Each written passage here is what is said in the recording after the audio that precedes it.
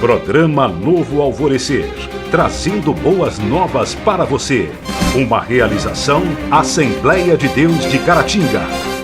Meus irmãos, que a graça e a paz esteja com você. Esse é o programa Novo Alvorecer, chegando mais uma vez. Hoje o nosso programa é com conteúdo da lição de escola bíblica dominical e estaremos tratando aqui sobre ética cristã versus vida financeira. Um assunto importantíssimo que nós estaremos tratando aqui de um ponto de vista da palavra de Deus, que é a melhor maneira de nós sermos orientados conforme a vontade de Deus, conforme as diretrizes que Ele nos dá através da sua palavra. Esse programa é uma realização da Igreja Assembleia de Deus Templo Central, situado na Rua Princesa Isabel 52, bem no centro da cidade de Caratinga. Nós vamos a um intervalo rapidinho e a gente volta já para nós darmos aí início a esse importante assunto de hoje. Não saia daí.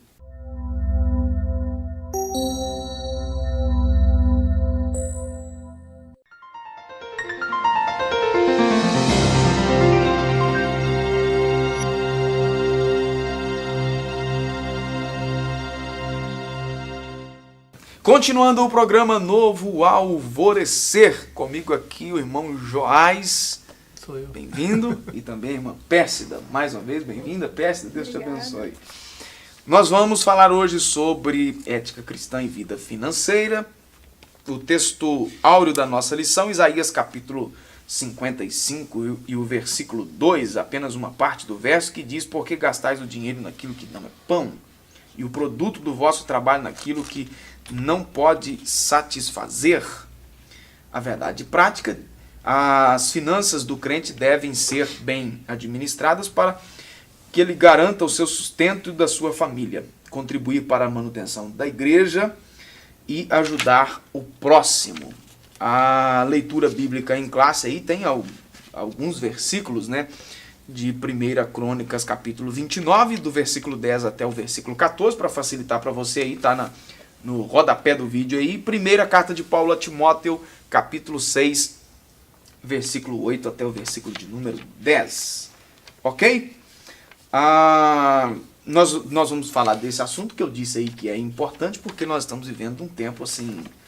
Aliás, eu acho que eu nunca ouvi falar que a gente estava tão bem financeiramente, né? Que a gente vive assim com essa choradeira constante, né? De que está em crise financeira e tal, mas administrar bem vai nos fazer assim ter uma condição de viver um pouco melhor diante dessas incertezas que, vez ou outra, rondam a nossa volta, né, irmã Pérsida?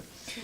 O autor da lição diz aqui na introdução que o Senhor é a fonte de toda riqueza, tanto de prata quanto de ouro. A Ele pertence tudo isso. E aí nessa lição nós vamos aprender aqui como podemos administrar melhor as nossas finanças. Sim. E aí?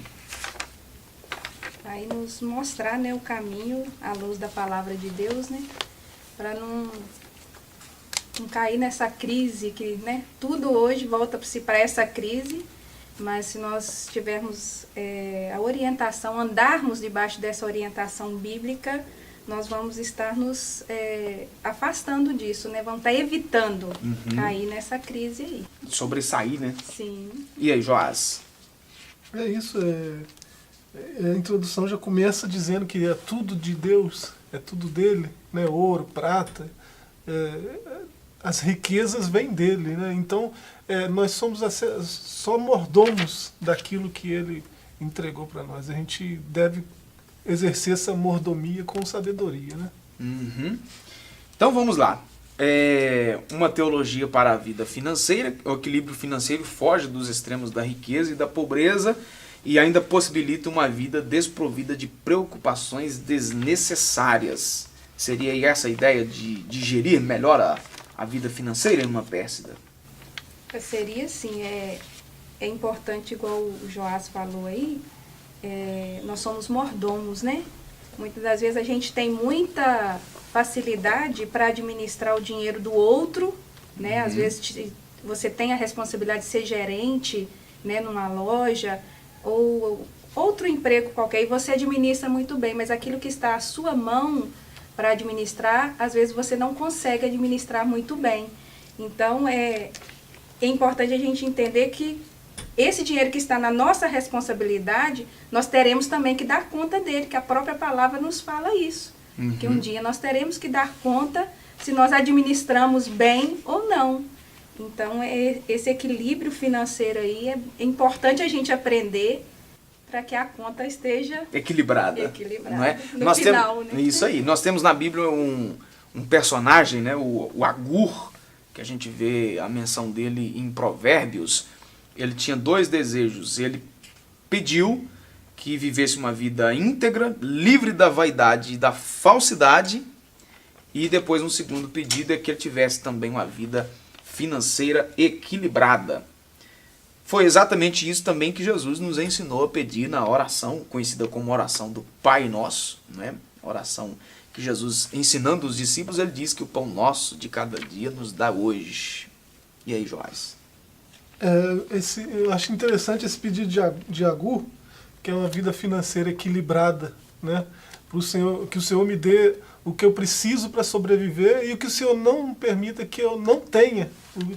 Então ele pede ao Senhor um equilíbrio, nem pobreza e nem riqueza. Porque eu não preciso de mais do que aquilo que eu preciso para sobreviver, né? E até estamos falando de uma teologia para a vida financeira, né? Até a igreja, na sua teologia, ao longo da história, né, chegou a dizer que a pobreza seria o ideal, né? Em outros períodos da teologia chegou-se a dizer que a riqueza era um pecado, né? E nem uma coisa é verdade, nem outra, né? Tem até uma musiquinha, né, falando de Jesus, que era um menino tão pobrezinho, que não sei o quê. Não é? Hoje já estão falando diferente, né? Que Jesus era milionário, tinha até tesoureiro, tudo. Não é? E aí, irmã Pérsia? Essa questão de Agur a gente vê muito na prática, né? Eu conheço pessoas que perderam a fé devido à riqueza, né? Então, muitas das vezes a pessoa pede e Deus abre as portas, mas essa pessoa não tem condição, né, de ter essa riqueza e perde a fé. E aí, o que foi mais importante, a riqueza ou a fé? Então, muitas das vezes a pessoa pede e Deus não dá, porque Deus conhece a nossa estrutura. Ele sabe que a condição que nós temos para administrar esse dinheiro. Então, se nós não estamos recebendo a quantidade, às vezes, que estamos pedindo, nós precisamos parar e entender que, às vezes, nós não temos condição para ter isso. Então, na sua visão aí, seria uma ideia que isso aqui estaria vinculado a um amadurecimento, ou uma falta de amadurecimento. Essa questão de Agur aí, de pedir o equilíbrio, foi muito importante. E deve ser a nossa oração sempre. Senhor, o Senhor conhece o meu hoje, mas conhece o meu daqui a 10 anos também. Se o Senhor me der, e o Senhor sabe que se eu vou perder a fé por causa disso, então não me dê. Porque foi a oração de Agur. Não me dê aquilo de forma que eu venha perder a fé. Me dê o bastante. Para que eu não perca a fé, tendo demais, me torne arrogante, ou tenha pouco de modo que venha precisar até roubar. Não, me dê o equilíbrio, né? Certo.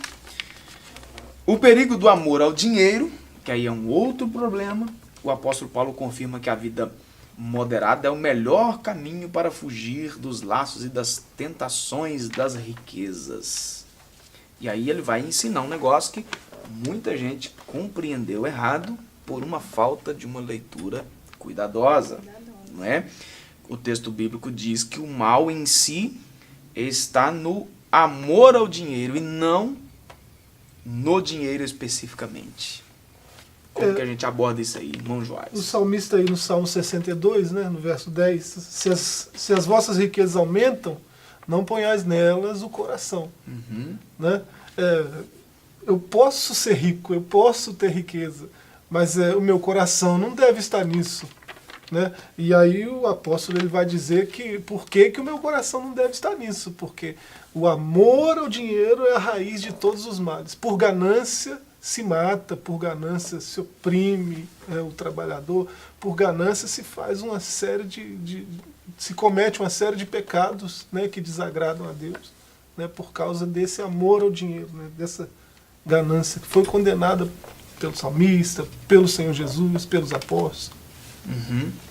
E aí, uma A peça? vida hoje não tem como você desvincular ela do dinheiro, né? Não tudo hoje a gente, né, lida com dinheiro. Para comprar, para vender, tudo hoje é lidar com dinheiro. Mas aí Jesus lá no sermão, né, do monte, ele vem falando sobre aonde estiver o teu tesouro, aí está o teu coração. Então, e ele fala também sobre buscar primeiro o reino de Deus. Então, se você, o Joás, né, falou muito bem aí a questão de, você pode ter o dinheiro, mas ele não pode ter a primazia na sua vida. Em primeiro lugar deve ser o nosso, ter o Senhor em primeiro lugar. E aí você vai entender que o dinheiro não é o bastante, não é o tudo na sua vida, se você tiver o Senhor em primeiro lugar. Em tempos mais antigos, a moeda de troca era o que você tinha, né? O produto, né? A pessoa chegava na feira, ele trocava aquele, né? Ele produzia um tipo de grão, vou citar aqui um exemplo, ele produzia arroz, ele chegava na feira, ele trocava, né, uma parte do que ele produzia por feijão, por outra coisa e tal, para abastecer a sua despensa. Hoje é impossível moeda, isso né? acontecer. A moeda de troca hoje é o dinheiro em si, não é? Nós já estamos aí falando a nível aí quase que mundial, né? Só nos países mais atrasados mesmo é que isso acaba sendo de uma maneira diferente, mas nós estamos passando aí da fase até do dinheiro de papel, da moeda em si, para o dinheiro plástico, que é o cartão de crédito, não é? Sim. Inclusive aí é uma besteira muito grande que eu já ouvi alguém criticar igrejas com máquina de cartão para dizimar e ofertar. Então, né, isso aqui daqui a algum tempo, isso vai ser normal. Sim. Né? Vai ser esse meio aí. Então a gente precisa... É a moeda, né? É a moeda, a gente Conforme precisa foi ser mudando, inteligente. né? Não é? Então Vai mudando. é impossível alguém viver hoje sem dinheiro. Não é? Eu até tenho uma proposta para vocês dois aqui. Não, vou querer. Né? Há quem diga aí que o dinheiro não traz felicidade. Então, vocês deem Não o vai que ter vocês jeito, têm não. para mim e sejam felizes. Não é? Tá certo? Mais alguma coisa a acrescentar aí, Joás? É isso aí mesmo. Tá certo? Mais alguma coisa? Pense, então. isso aí. Ok? Então a gente vai dar uma pausa aqui no programa Novo Alvorecer e a gente volta já já.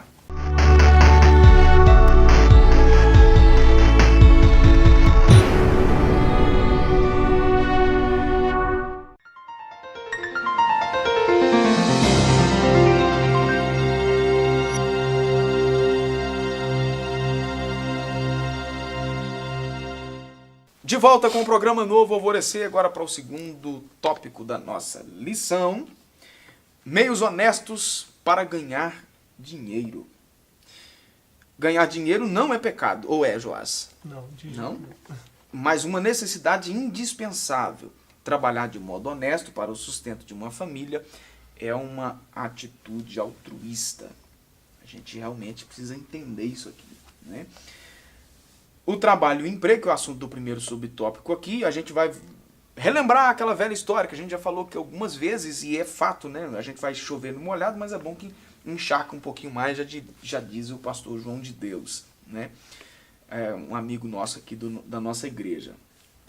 A ordem de Deus, né? No Jardim do Éden, né? O homem vai trabalhar agora para sobreviver, necessita agora desse esforço do trabalho que não foi gerado, ou inventado, ou produzido como resultado do pecado, né? Deus construiu o homem, mandou ele administrar, depois o esforço, esse desgaste, sim, veio como resultado do pecado. Mas a ordem já existia desde o começo. Assim, o trabalho passou a ser um meio legítimo para prover o sustento humano. Aí eu até comentei aqui com vocês antes da gente iniciar a gravação que eu acho isso aqui fantástico.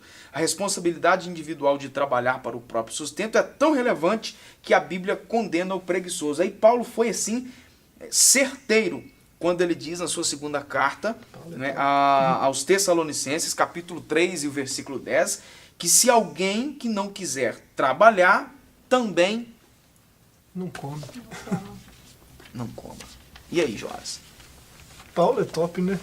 Não trabalha, então não come. Como é que o camarada vai arrumar? Né? Hoje ele vai se virar porque vai ter um governo, vai ter alguém que vai... A bolsa.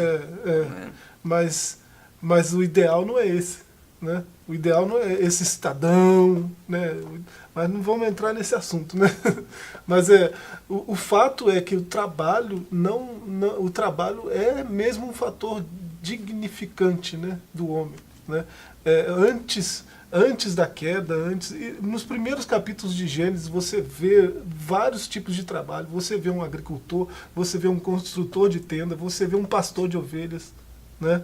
Um pastor oferecendo oferta, um agricultor oferecendo oferta, né? E você vê trabalho, né? O Senhor Jesus, ele disse: o meu pai trabalha até hoje, né? Ele que era um carpinteiro, falou: meu pai trabalha até hoje, né?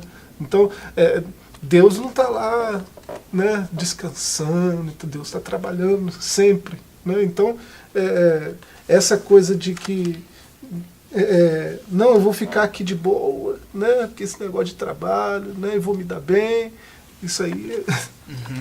E aí, irmã Pérsida? Paulo, ele também deu exemplo, né?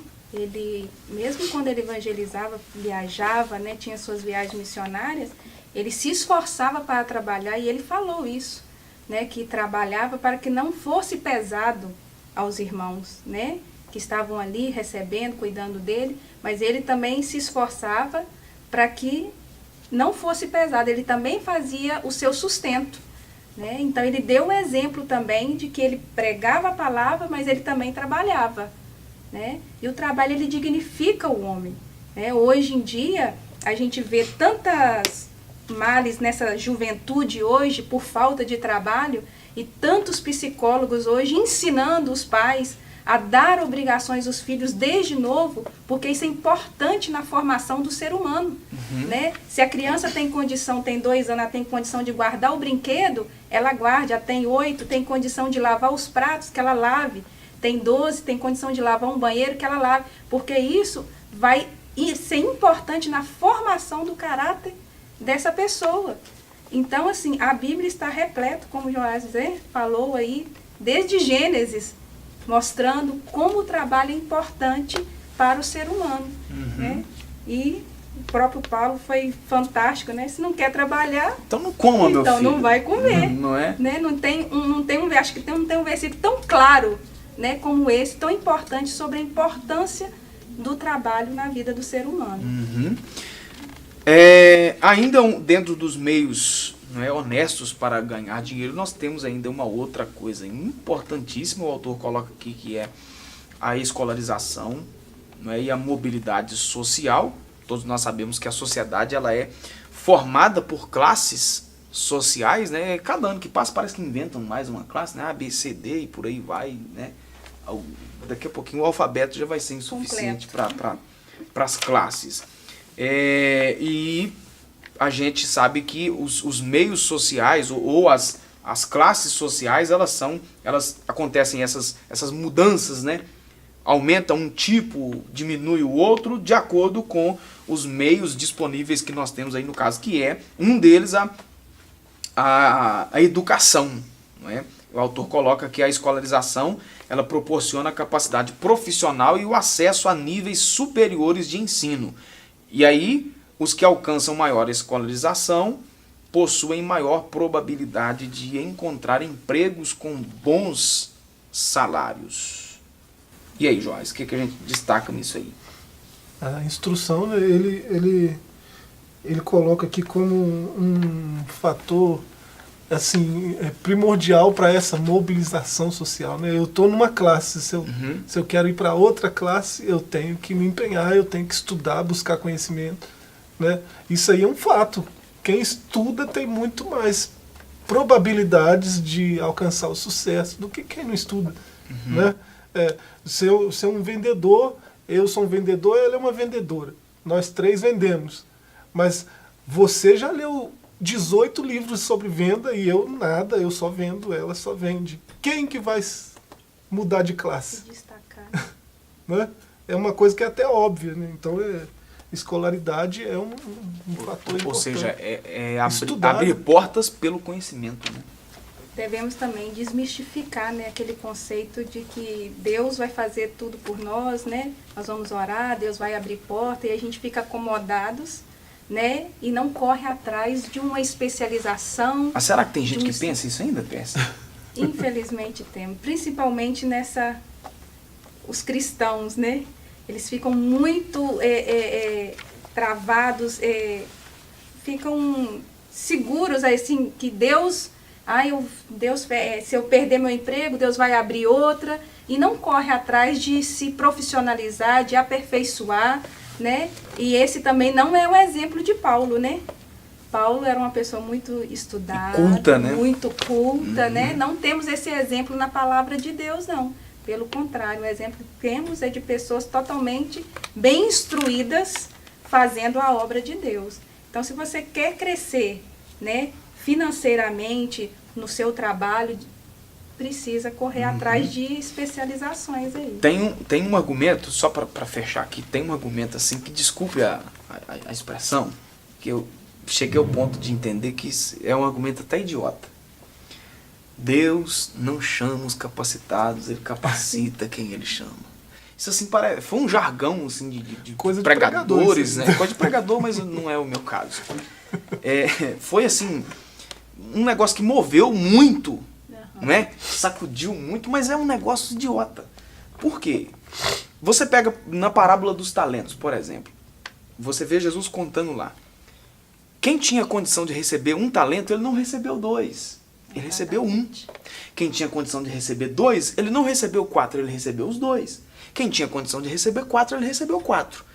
Aí o texto é claro, quando diz que aquele homem, ele deu cada um conforme a sua capacidade. Capacidade é a chave. Então, quer dizer, eu disse isso aqui na igreja outro dia, que é desonesto você exigir alguém que ele dê algo que ele não tenha. Todo mundo só dá aquilo que tem. Então, ou seja, só vai ser confiado a nós aquilo que nós temos capacidade de resolver. Isso é fato, né? Então, a prática também trouxe isso muito, né? Muitos foram para o campo sem conhecer, por exemplo, ia para outro país sem conhecer a língua. Aí sofreram tanto que aí entenderam que precisam aperfeiçoar para resolver o problema, né? Então, você que está em casa aí, faça um curso, querido, né? Você quer ser pregador? Estude, escola dominical, curso de teologia. Quer ser um profissional aí dentro da área que você gosta? Estude, com certeza. Aí sim, Deus vai te abençoar que você vai chegar lá, tá certo? Nós vamos dar uma pausa aí, segura aí e a gente volta já.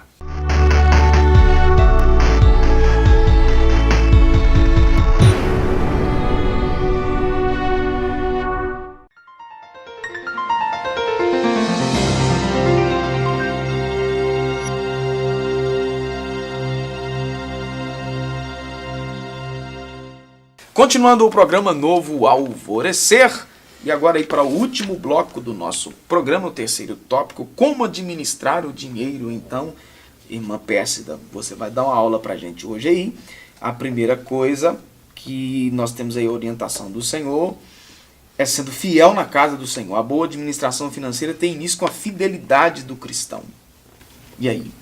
Sim, isso é muito importante, né? Nós, como mordomo do Senhor, nós precisamos entender e compreender e principalmente praticar, né? Tudo que temos, tudo que somos é o Senhor, e devolver isso à casa do Senhor com voluntariedade, com coração voluntário, né? É muito importante para a manutenção da casa do Senhor e para sermos também, né, abençoados. Gratos, né, a Deus, né? Demonstrar gratidão mesmo, né? Não temos nada sem Ele. Entregar os dízimos significa devolver ao Senhor a 10ª parte de todos os nossos rendimentos. O sentimento que deve predominar no coração do crente no momento da entrega solene é a gratidão, Joás. E aí? Isso aí dízimo, oferta, é uma prova que você dá para Deus e para si mesmo de que você é agradecido pelo que Ele tem te dado, né? Pelo que Ele tem te conferido para exercer aquela mordomia de que a gente falava, né? Se eu sou convertido mesmo, se o meu coração se converteu, o meu bolso também, né? Isso é um negócio... O negócio é o seguinte, alguns programas nossos com temas assim polêmicos, e essa questão do dízimo é uma questão polêmica, você que está nos acompanhando em casa ou pelo canal do do YouTube. Se você for pesquisar aí na internet, você vai encontrar um monte de gente falando a favor e contra. Eu já vou dar uma resposta aqui para porventura aparecer alguém para ir lá no meu canal com alguma conversa. Eu tenho um livro, um livretozinho, na verdade, que eu fiz, de uma série que eu estou produzindo sobre alguns temas doutrinários, Pesta. Série O que é preciso saber sobre o dízimo. E eu coloquei lá uma coisa o seguinte. Quando a pessoa começa ter problemas na vida espiritual, uma das primeiras áreas a serem atingidas é a sua área de contribuição. Então aí o cara começa a inventar desculpa para tudo e quanto é lado, que o dízimo é do antigo, que o dízimo é não sei o que, é falta de um exame cuidadoso da palavra de Deus. O que Jesus ensinou para os fariseus lá, Joás? Repita o texto aí. Fazer essas coisas sem omitir aquelas, né? É isso? Exatamente, não é? Dízimo. Então, como administrar bem? Primeira coisa, sendo fiel ao Senhor. Né? Segundo, estabelecendo prioridades. E aí, Pérsida? Vou deixar você citar sem eu mencionar comentário aí para a gente ganhar tempo. Essa questão de prioridade é muito importante, principalmente para um chefe de família, né? Porque a gente sabe muito bem que temos as contas fixas, né? Então, ele, ao receber seu salário, ele precisa saber estabelecer essas prioridades aí. E, principalmente, uma coisa que eu ouvi outro dia de um irmão da igreja, é que ele precisa, qualquer bom administrador, ele precisa, no mínimo, de 10%, ele precisa guardar. Ele precisa fazer uma reserva para, no momento de um aperto, uma doença, qualquer algo inesperado, né? Então, se ele conseguir fazer isso todo mês do seu salário, você pode ter certeza que essa pessoa é um bom administrador. E a questão da prioridade, né, fazer uma lista da sua vida, porque cada um tem as suas prioridades. A minha não pode ser pautada pela sua nem pela do Joás, né? Cada um tem as suas prioridades. Um paga aluguel, você paga aluguel, o outro paga aluguel. Então a minha prioridade não pode ser igual à sua, mas você olhar dentro da sua, né, dos seus compromissos mensais, dentro do que você ganha, dentro do que é o ganho, né? Priorizar, né? Tirar a oferta, né? Isso também deve ser uma prioridade, a oferta, o dízimo, né? Se ele conseguir fazer uma lista, administrar isso de uma forma, né, dentro do seu orçamento, ele vai conseguir passar sem problema por crises. Evitando as dívidas, então, Joás, a crise da dívida. A falha vou só citar aqui, a falha no estabelecimento de prioridades provoca o endividamento. Estabelecer as prioridades é primordial, né?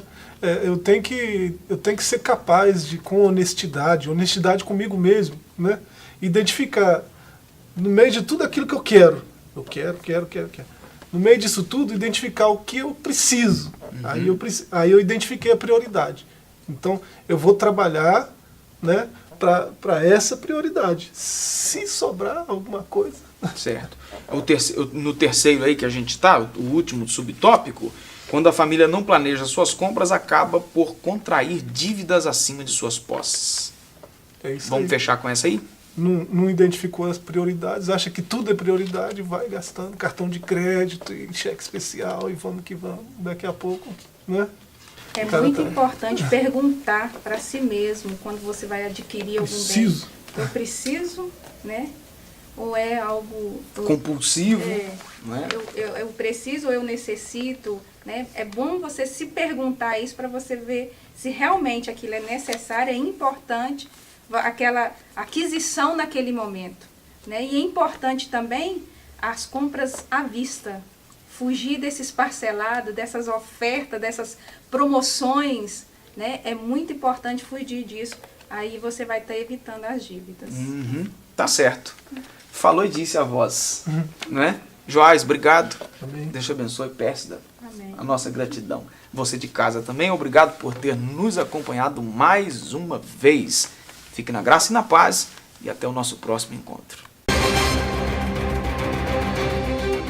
Programa Novo Alvorecer, trazendo boas novas para você. Uma realização Assembleia de Deus de Caratinga.